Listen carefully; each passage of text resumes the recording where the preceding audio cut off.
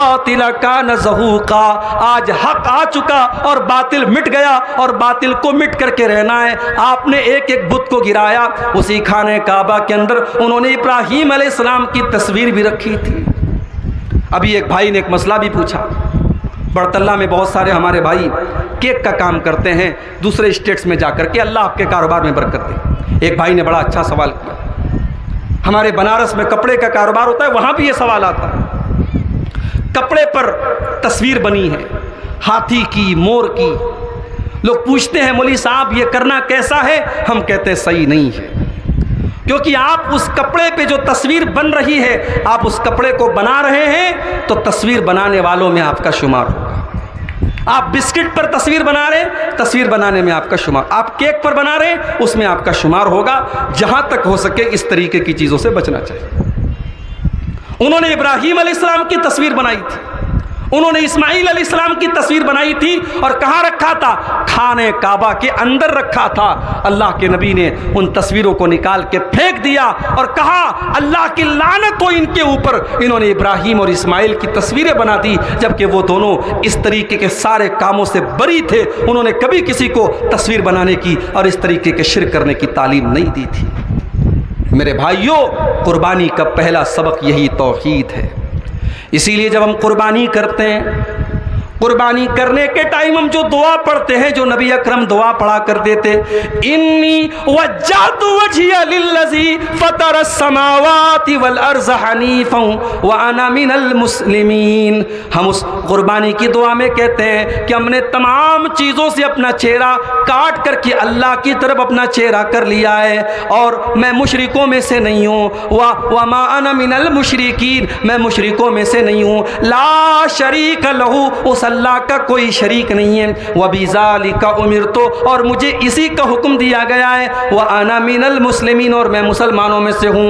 إِنَّ صَلَاتِي وَنُسُكِي وَمَحْيَايَ وَمَمَاتِي لِلَّهِ رَبِّ الْعَالَمِينَ، بے شک میری نماز اللہ تعالیٰ کے لیے، میری قربانی اللہ تعالیٰ کے لیے، میرا جینا اللہ تعالیٰ کے لیے، میرا مرنا اللہ تعالیٰ کے لیے۔ ہم قربانی کی دعا کے اندر بھی اس کا اعلان کرتے ہیں۔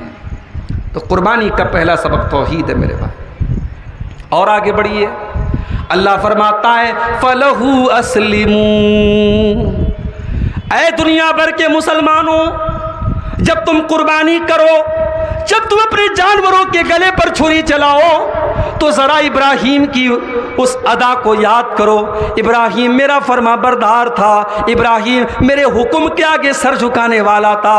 تم تو حی علی الصلاۃ کی آواز سن کر کے بھی دکان پر بیٹھے رہتے ہو، تم تو الصلاۃ خیر من النوم کی آواز سن کر کے بھی بستر پر سوئے رہتے ہو۔ او قربانی کرنے والوں، تمہیں ابراہیم کا وہ جذبہ کیوں بھول گیا؟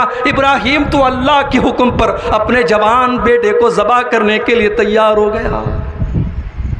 آج ہم اور آپ کیا کرتے ہیں؟ دین کے اندر گنجائش نکالتے ہیں۔ جس چیز کے بارے میں پتہ ہوتا ہے یہ چیز حرام ہے، غلط ہے، ناجائز ہے، اس کے بارے میں بھی عبدالغفار صاحب سے الگ سے سوال کریں گے، مولانا مرتضیٰ فیضی صاحب سے الگ سے سوال کریں گے، شیخ عبدالرحمن فیضی صاحب سے الگ سے سوال کریں گے، مفتی عبدالعزیز حقانی صاحب سے الگ سے سوال کریں گے۔ کیوں کریں گے بھائی؟ 5 عالم سے ایک سوال کیوں کرتے ہیں؟ تاکہ کہیں سے گنجائش نکل جائے۔ ہم لوگ تو گنجائش تلاش کرتے ہیں نا، ابراہیم گنجائش تلاش نہیں کرتے تھے۔ اللہ اگر چاہتا ڈائریکٹ ابراہیم کو حکم دیتا، ابراہیم اپنے بیٹے کو ذبح کرو۔ اللہ اگر چاہتا جبریل کو بھیج دیتا، جبریل جاؤ کہو ابراہیم سے اپنے بیٹے کو ذبح کر دو۔ اللہ نے ڈائریکٹ حکم نہیں دیا، اللہ نے فرشتے کو بھی نہیں بھیجا، اللہ نے ابراہیم کو خواب میں دکھایا۔ 1 دن خواب دیکھا، 2 دن خواب دیکھا، 3 دن خواب دیکھا، سمجھ گئے کہ یہ اللہ کا حکم ہے، یہ کوئی معمولی خواب نہیں ہے، یہ کوئی نارمل خواب نہیں ہے، میں تو اللہ کا نبی ہوں اور نبی کا خواب سچا ہوا کرتا ہے۔ اس کا مطلب اللہ مجھے حکم دے رہا ہے کہ میں بڑھاپے میں اپنی اکلوتی اولاد کو اللہ کی راہ میں ذبح کر دوں۔ اب یہاں ایک نقطہ یاد رہے، ابراہیم علیہ السلام کہاں رہتے تھے؟ فلسطین میں رہتے تھے، اور ان کا بیٹا اسماعیل اپنی ماں ہاجرہ کے ساتھ مکہ میں رہتا تھا۔ بیچ بیچ میں ابراہیم اپنے بچے سے اور بیوی سے ملنے کے لیے جاتے تھے، مگر کافی دوری تھی، اور حضرت اسماعیل علیہ السلام اپنے باپ کے تربیت کے بغیر ان کی پرورش ہوئی تھی. ان کی پرورش میں ان کی ماں حضرت ہاجرہ کا بڑا یوگدان تھا. ان کی ماں نے ان کو پالا تھا. بہرحال جب ابراہیم نے 3 دن تک لگاتار یہ خواب دیکھا، فلسطین سے سفر کر کے چل کر کے مکہ آئے، اور اسماعیل کو جو اب 12-13 سال کا نوجوان لڑکا ہو چکا تھا، سمجھدار ہو چکا تھا، اپنے 12-13 سال کے یا بعض روایات کے مطابق 15 سال کے بچے سے کہتے ہیں یا بنیا انی ارا فی المنام انی اذبحک فانظر ماذا تری. اے میرے بچے، ذرا جملے پر غور کرنا، ذرا جملے پر غور کرنا. ابراہیم اپنے بچے سے کیا کہہ رہے ہیں؟ بیٹا جوان ہو چکا ہے، نام لے کے نہیں کہتے اے اسماعیل، یا بنیا اے میرے بچے. میں جب چھوٹا سا تھا تو میری ماں جو ہے مجھے بابو کہتی تھی، اور جب بڑا ہو گیا، جوان ہو گیا تو پھر میرے نام سے مجھے پکارتی تھی. آج تو میری ماں کا انتقال ہو گیا، لیکن میں کبھی کبھی سوچتا ہوں کہ یہ ہمارے سماج کا ایک عجیب دستور ہے کہ بچے چھوٹے ہوتے ہیں تو ماں ان کو بابو کہتی ہے، بچہ کہتی ہے، بیٹا کہتی ہے. جب بچے بڑے ہو جاتے تو ماں نام سے کہتی ہے، بیٹا فلاں ادھر آؤ، عبداللہ ادھر آؤ، عبد الرحمن ادھر آؤ. ہمیں اپنے بچوں کو بچہ کہہ کر کے، بابو کہہ کر کے ہمیشہ پکارنا چاہیے. ہمارا بیٹا بوڑھا بھی ہو جائے تب بھی وہ ہمارا بچہ ہی رہے گا. ابراہیم اپنے جوان بیٹے سے کہتے یا بنیا اے میرے بچے، انی ارا فی المنام، بے شک میں نے خواب دیکھا ہے، انی اذبحک کہ میں تجھے ذبح کر رہا ہوں. فانظر ماذا تری، تو بتا کہ تیری کیا رائے ہے. اب یہاں پہ 1 منٹ کے لیے رک جائیے. کیا ابراہیم اپنے بیٹے کی رائے لینا چاہتے ہیں؟ نہیں، یہ تو اللہ کا حکم ہے، اور اللہ کے حکم کے بارے میں رائے نہیں لی جاتی.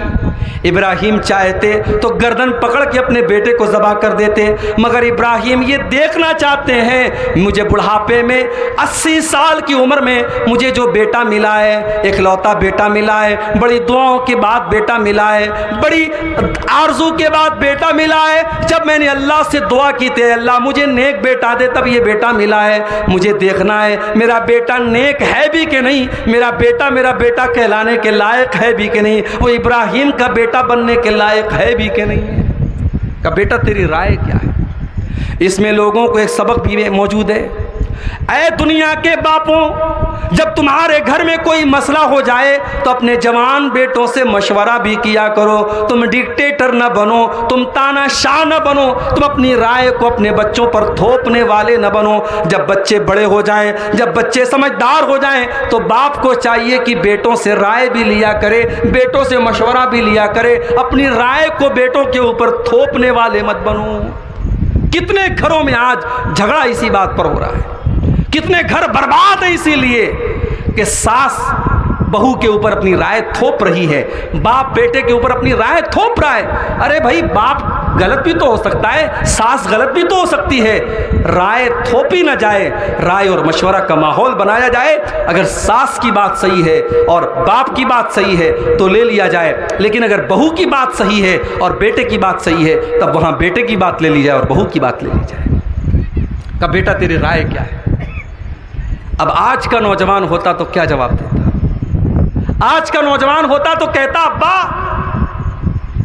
بچپن سے لے کر کے جوانی تک آپ تو مجھ سے دور دور رہے، باپ کا پیار مجھے نہیں دیا، مجھے دیکھنے تک نہیں آتے تھے، اور آج جب میں جوان ہو گیا، کچھ بننے کے قابل ہو گیا تو میری گردن مارنے کی بات کرو، مجھے مارنے کی بات کرو، دماغ خراب ہو گیا آپ کا، سٹیا گیا آپ. آج کا بیٹا ہوتا تو باپ کو 10 باتیں سناتا،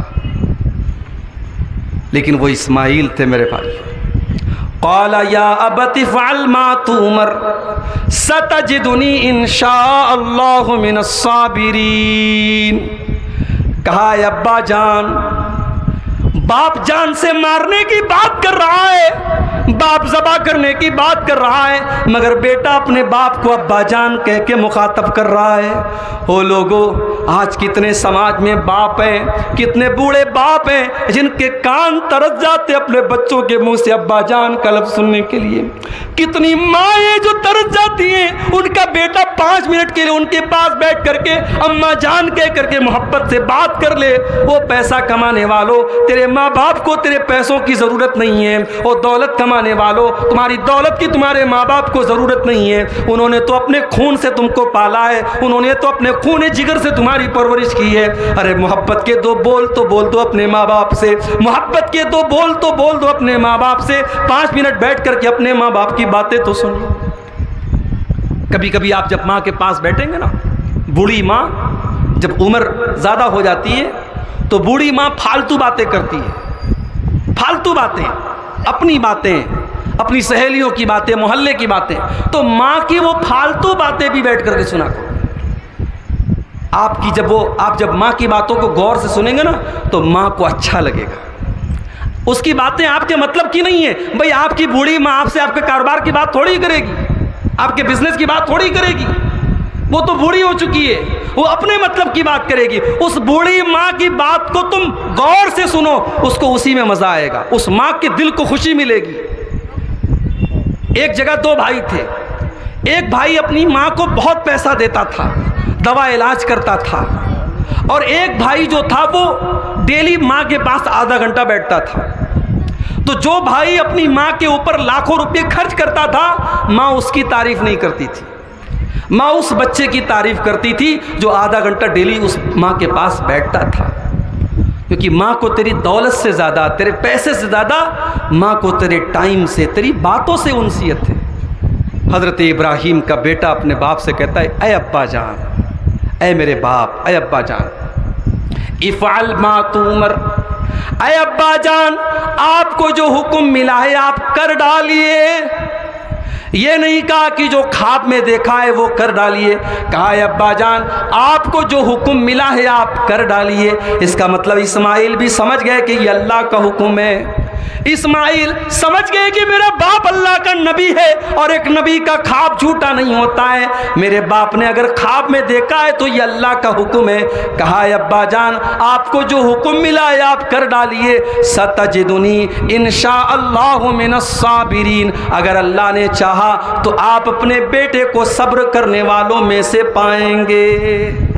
یہ نہیں کہا کہ میں بہت بڑا آدمی ہوں میں صبر کر لوں گا، کہا اگر اللہ نے چاہا، میری اوقات نہیں ہے، میری بڑائی نہیں ہے، اگر اللہ نے چاہا تو آپ اپنے بیٹے کو صبر کرنے والوں میں سے پائیں گے۔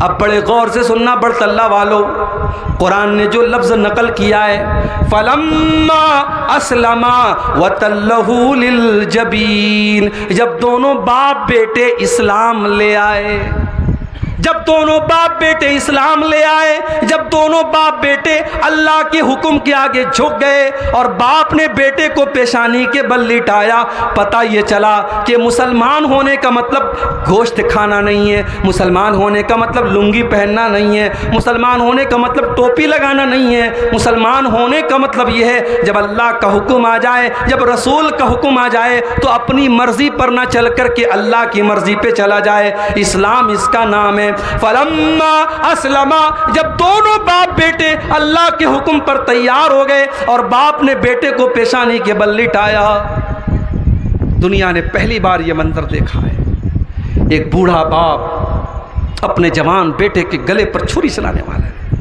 یہ تو ہم جانتے ہیں کہ چھری نہیں چلی، ابراہیم نہیں جانتے تھے، اسماعیل نہیں جانتے تھے۔ اسماعیل تو یہ سوچ کر کے لیٹے تھے کہ آج میری جان گئی اللہ کی راہ میں، اور ابراہیم نے یہ سوچ کر کے چھری چلائی تھی کہ آج میں اپنے بیٹے کو اللہ کے لیے ذبح کر رہا ہوں۔ اللہ اکبر، دنیا کے لیے پہلی مرتبہ یہ منظر تھا میرے بھائی، جب 80-90 سال کا ایک بوڑھا باپ اپنی اکلوتی اولاد کو، جوان اولاد کو اللہ کی راہ میں ذبح کرنے جا رہا۔ وَنَادَيْنَاهُ أَن يَا إِبْرَاهِيمُ، اللہ نے پکارا کہ اے ابراہیم قد صدقت الرؤیا انا کذالک نجزی المحسنین، اے ابراہیم تو نے اپنے خواب کو سچا کر دکھایا، اے ابراہیم ہمیں تیرے بیٹے کا خون نہیں بہانا ہے، ہم تیرے بیٹے کی جان نہیں لینا چاہتے، ہم تو یہ دیکھنا چاہتے ہیں تو اللہ سے زیادہ محبت کرتا ہے یا اپنے بیٹے سے زیادہ محبت کرتا ہے، ہم تو تیرے دل کی نیت دیکھنا چاہتے تھے۔ ان ھذا لہو البلاء المبین، اے ابراہیم یہ بہت بڑا امتحان تھا جس میں تو کھرا اتر گیا۔ ایگزام لینے والا، امتحان لینے والا کہہ رہا ہے امتحان بہت سخت تھا۔ میرے بھائیوں اللہ کہہ رہا ہے کہ ابراہیم یہ امتحان بہت سخت تھا جس امتحان میں تو کھرا اتر گیا۔ میرے بھائیوں قربانی کرنے کے ٹائم ہمیں ابراہیم کا وہ جذبہ بھی یاد رہنا چاہیے۔ قربانی ہمیں یہ سبق بھی دیتی ہے اللہ کے فرما بردار بنو۔ فَلَهُ أَسْلِمُوا، صرف جانور ذبح کرنے والے مسلمان مت بنو، نمازی مسلمان بنو، ایماندار مسلمان بنو، سچے مسلمان بنو، اللہ کے فرما بردار مسلمان بنو۔ کتنے علماء کا فتویٰ موجود ہے بے نمازی کی قربانی جائز نہیں ہے، بڑے بڑے علماء کا فتویٰ موجود ہے بے نمازی کی قربانی صحیح نہیں ہے، قبول نہیں ہوگی۔ اگر آج ہمارے علاقے میں یہ فتویٰ عام کر دیا جائے کتنے لوگ ایسے ہیں بیچارے جو محروم ہو جائیں گے، ان کی قربانی کا کوئی مطلب نہیں رہے گا۔ میرے بھائیوں قربانی کا یہ دوسرا سبق ہے کہ آپ اللہ کے فرما بردار بنیے، آپ اللہ کے وفادار بنیے۔ اور آگے بڑھیے، قربانی کا تیسرا سبق وَبَشِّرِ الْمُخْبِتِينَ، اے میرے نبی قربانی کرنے والوں کو یہ بھی بتا دیجئے کہ تمہیں اللہ تعالیٰ کے آگے جھکنے والا بننا ہے، تمہیں تواضع والا بننا ہے، تمہیں اپنے مزاج میں نرمی اختیار کرنے والا بننا ہے، تمہیں تکبر کرنے والا گھمنڈی نہیں بننا ہے۔ کیا مطلب؟ جانور کے گلے پر آپ نے چھری چلا دی، لیکن آپ کے اندر جو شیطان بیٹھا ہے اس شیطان کے گلے پر کب چھری چلائیں گے؟ قربانی میں آپ 20,000 کا بکرا لا رہے ہیں مگر اندر آپ کے انانیت ہے، اہنکار ہے، غرور ہے، گھمنڈ ہے، تکبر ہے، اپنے آپ کو 4 پیسے کما لیے بہت بڑا آدمی سمجھنے لگے، الیکشن میں جیت ہو گئی بہت بڑا آدمی سمجھ لیا، کوئی عہدہ مل گیا، کرسی مل گئی، بڑا آپ کا نام ہو گیا، آپ نے اپنے آپ کو بہت بڑا سمجھ لیا۔ قربانی کرنے والے جانور کے گلے پر چھری بعد میں چلا، پہلے اپنے اہنکار کے گلے پر چھری چلا، پہلے اپنے تکبر کے گلے پر چھری چلا، پہلے اپنی اکڑ کے گلے پر چھری چلا۔ دنیا میں سب سے پہلے اہنکار اگر کسی نے کیا تھا، تکبر اگر کسی نے کیا تھا تو ابلیس نے کیا تھا۔ ابلیس نے کہا تھا انا خیر منہ خلقتنی من نار وخلقتہ من طین، اے اللہ میں آدم سے بہتر ہوں، تو نے آدم کو مٹی سے پیدا کیا، مجھے آگ سے پیدا کیا، میں آدم کے آگے سجدہ نہیں کرتا۔ ابلیس کا انجام کیا ہوا؟ اللہ کی بارگاہ سے ذلیل ہوا۔ بہت بڑا تکبر کرنے والا فرعون تھا جو کہا کرتا تھا انا ربکم الاعلی، میں تمہارا بہت بڑا رب ہوں۔ اللہ نے پانی میں ڈبو ڈبو کر کے مارا، بڑا ناز تھا قوم عاد کو، قوم سمود کو، کہا کرتے تھے من اشد منا قوہ، ہم سے زیادہ طاقتور کون ہے؟ اللہ نے ہواؤں میں پٹک پٹک کے مارا۔ بڑا ناز تھا قارون کو اپنی دولت کے اوپر، کہا کرتا تھا انما اوتیتہ علی علم عندی، یہ دولت تو مجھے اپنے ٹیلنٹ سے ملی ہے، یہ دولت تو مجھے اپنی نالج سے ملی ہے۔ اللہ نے دولت کو، خزانے کو زمین میں دھسا دیا۔ او غرور کرنے والوں، او تکبر کرنے والوں، تمہارے نبی نے کبھی تکبر نہ کیا، تمہارے نبی نے کبھی گھمنڈ نہ کیا، تمہارا نبی تو سر کو جھکا کے چلنے والا نبی، تمہارا نبی تو تواضع والا نبی، تمہارا نبی تو نرمی والا نبی۔ تو قربانی کرنے والوں اپنے اندر نرمی پیدا کرو۔ تو قربانی کا تیسرا سبق، تکبر سے اپنے آپ کو دور رکھو۔ قربانی کا چوتھا سبق، پچھلے 10 دنوں سے لگاتار میرے موبائل پر ڈیلی کال آ رہا ہے، شیخ صاحب بکرا خرید کے لایا ہوں، تھوڑی سی سینگ ٹوٹی ہے، ہو جائے گی کہ نہیں قربانی؟ شیخ صاحب بکرا مارکیٹ میں آیا ہوں، بکرا مل رہا ہے، بکرے کے کان میں تھوڑا سا کٹا ہوا ہے، قربانی ہو جائے گی کہ نہیں ہو جائے گی؟ شیخ صاحب بکرا بہت تندرست ہے لیکن 2 دانت نہیں ہے سامنے، ہو جائے گی کہ نہیں قربانی؟ بڑے مسئلے لوگ پوچھ رہے تھے۔ ایک عام مسلمان کو بھی اس بات کا احساس ہے کہ قربانی کے جانور میں عیب نہیں ہونا چاہیے، قربانی کا جانور بے عیب ہونا چاہیے۔ میرے پیارے ساتھیوں، جس طریقے سے آپ کو یہ چنتا ہے کہ آپ کی قربانی کا جانور بے عیب ہونا چاہیے، آپ کو اس بات کی بھی چنتا ہونی چاہیے کہ آپ کے اندر بھی عیب نہیں ہونا چاہیے۔